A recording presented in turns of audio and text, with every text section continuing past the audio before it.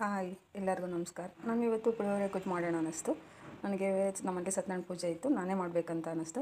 ಹಾಗಾಗಿ ನಾನೆಲ್ಲ ರೆಡಿ ಮಾಡ್ಕೊಂಡಿದ್ದೀನಿ. ಫಸ್ಟಿಗೆ ನೋಡಿರಿ, ಹುಣಸೆಹಣ್ಣು ನೆನೆಸಿಟ್ಟಿದ್ದೀನಿ. ಇದನ್ನು ಆಮೇಲೆ ಧನಿಯಾ, ಮೆಂತ್ಯ, ಜೀರಿಗೆ, ಸ್ವಲ್ಪ ಉದ್ದಿನಬೇಳೆ, ಸ್ವಲ್ಪ ಕಡಲೆಬೇಳೆ, ಸ್ವಲ್ಪ ಲವಂಗ, ಸ್ವಲ್ಪ ಚಕ್ಕೆ, ಸ್ವಲ್ಪ ಮೆಣಸು, ಸ್ವಲ್ಪ ಚಕ್ಕೆ, ಸ್ವಲ್ಪ ಲವಂಗ, ಒಂದು ಏಲಕ್ಕಿಕಾಯಿ, ಮತ್ತು ಇಲ್ಲಿ ಬೆಲ್ಲ, ಮತ್ತು ಮೆಣಸಿನ್ಕಾಯಿ, ಅರಶಿನ, ಎಣ್ಣೆ, ಮತ್ತು ಕರಿ ಎಳ್ಳು, ಮತ್ತು ಇದು ಎರಡನ್ನೂ ತೊಗೊಂಡಿದ್ದೀನಿ ನಾನು, ಎರಡು ಇರಲಿ ಅಂತ. ಕೊಬ್ಬರಿ, ಉಪ್ಪು, ಇಂಗು ಇಷ್ಟನ್ನು ರೆಡಿ ಮಾಡ್ಕೊಂಡಿದ್ದೀನಿ. ಇದನ್ನೆಲ್ಲ ರೆಡಿ ಮಾಡ್ಕೊಂಡು ಇದನ್ನೆಲ್ಲ ಫ್ರೈ ಮಾಡ್ಕೊಂಡು ಆಮೇಲೆ ನಿಮಗೆ ತೋರಿಸ್ತೀನಿ ನೋಡಿ. ಇವಾಗ ಎಳ್ಳನ್ನು ನಾನು ಹುರ್ಕೊತೀನಿ ಕ್ಲೀನಾಗಿ.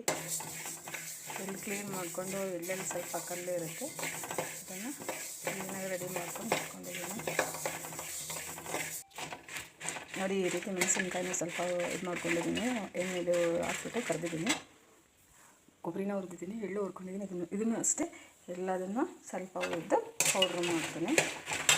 ಇವನ್ನೆಲ್ಲವನ್ನು ಹುರ್ಕೊಂಡೆ ಫ್ರೈ. ಎಣ್ಣೆ ಕರಿದಿದ್ದಕ್ಕೆ ಹಿಂಗೆ ಹಾಕ್ತೀನಿ, ಚೆನ್ನಾಗಿ ಜಾಸ್ತಿ ಹಿಂಗೆ ಹಾಕಿ ಚೆನ್ನಾಗಿ ಕೊಡುತ್ತೆ ಟೇಸ್ಟು. ಕಾದೆಣ್ಣೆ ಹಿಂಗೆ ಹಾಕಿದ್ರೆ ಒಳ್ಳೆ ಟೇಸ್ಟ್ ಇರುತ್ತೆ.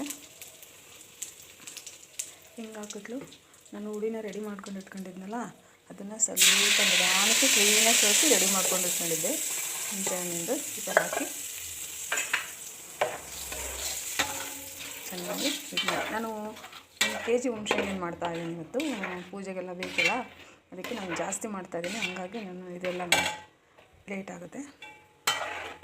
ಇದು ಚೆನ್ನಾಗೆಲ್ಲ ಕುದಿಬೇಕು. ಕುದ್ದಾಗತ್ಲು ಈ ಥರ ಎಲ್ಲ ಪೌಡ್ರ್ ಮಾಡ್ಕೊಂಡಿದ್ದೀನಿ. ಎಲ್ಲದನ್ನು ಅದಕ್ಕೆ ಹಾಕಿ ತೋರಿಸ್ತೀನಿ ನೋಡಿ. ಗೊಜ್ಜೆಲ್ಲ ರೆಡಿ ಆಯಿತು. ಈಗ ಇದಕ್ಕೆ ಅನ್ನ ಮಾಡಿಬಿಟ್ಟು ಕ್ಲೀನಾಗಿ ಒಗ್ಗರಣೆಗೆಲ್ಲ ಸಾಸಿವೆ ಇದೆಲ್ಲ ಹಾಕ್ಕೊಂಡ್ಬಿಟ್ಟು ಅನ್ನನ ಕಲಿಸ್ಬಿಟ್ರೆ ಪುಳಿಯೋಗರೆ ಗೊಜ್ಜು ಸೂಪರಾಗಿ ಮನೆಯಲ್ಲೇ ಮಾಡಿರೋ ಅಂತಹ ಪುಳಿಯೋಗರೆ ಗೊಜ್ಜು ರೆಡಿ. ಇದನ್ನು ಎಷ್ಟೊಂದು ದಿನ ಆದ್ರೂ ಇಟ್ಕೊಂಡು ಆರಾಮಾಗಿ ಮಕ್ಕಳು ಶಾಲೆ ಅರ್ಜೆಂಟಿ ಸ್ಕೂಲ್ಗೆ ಹೋಗುವಾಗ ಅನ್ನ ಮಾಡಿ ಕಲಿಸ್ಕೊಳ್ಬೋದು ನೋಡಿ. ಗೊಜ್ಜು ರೆಡಿ ಆಗಿದೆ. ಈಗ ಇದನ್ನು